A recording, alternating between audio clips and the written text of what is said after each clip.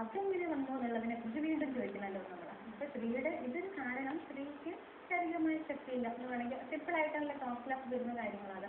അപ്പൊ സ്ത്രീ എന്താണ് ശരീരമായിട്ട് വേറെയാണല്ലോ ഡിഫറെൻ്റാണ്, അതുകൊണ്ടാണ് വരുന്ന തരം രണ്ടാം സ്ഥാനമാണത്, സബോർഡിനേഷനാണത് എന്ന ഒരു എക്സ്പ്ലനേഷൻ സ്വാഭാവികമായിട്ടൊരു വരുന്നുണ്ട്. അപ്പം അതെങ്ങനെ അത് ശരിക്കും അത് നിർമ്മിതിയല്ലേ ഈ. അപ്പൊ സ്ത്രീയുടെ മാത്രമല്ല പുരുഷൻ്റെയും.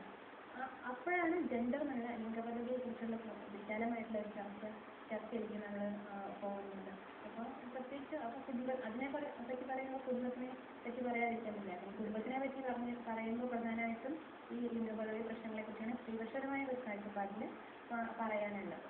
അപ്പോൾ ആ സെക്ഷനുള്ള ഒരു അനാലിസിസ് ഒരു ആദ്യഘട്ടം നമ്മൾ ചെയ്യുകയാണെങ്കിൽ എങ്ങനെയാണ് സ്ത്രീകളെയും പുരുഷന്മാരെയും ആൺകുട്ടിയും പെൺകുട്ടിയും നിർമ്മിച്ചെടുക്കുന്നത് നമ്മുടെ സമൂഹത്തിൽ.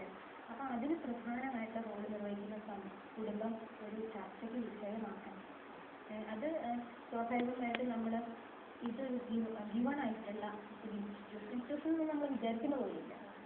അത് എന്താണ് കുടുംബം എന്നതിനെക്കുറിച്ച് കുറേ ചർച്ചകൾ നടത്തുകയാണെങ്കിൽ പല സാമൂഹ്യ ശാസ്ത്രജ്ഞരോ ഇപ്പോൾ ഫിലോസഫേഴ്സോ ചിന്തകരായിട്ടുള്ള ആൾക്കാരും അല്ലെങ്കിൽ സ്ത്രീപക്ഷ ചിന്തകരും അല്ലാതെ തന്നെ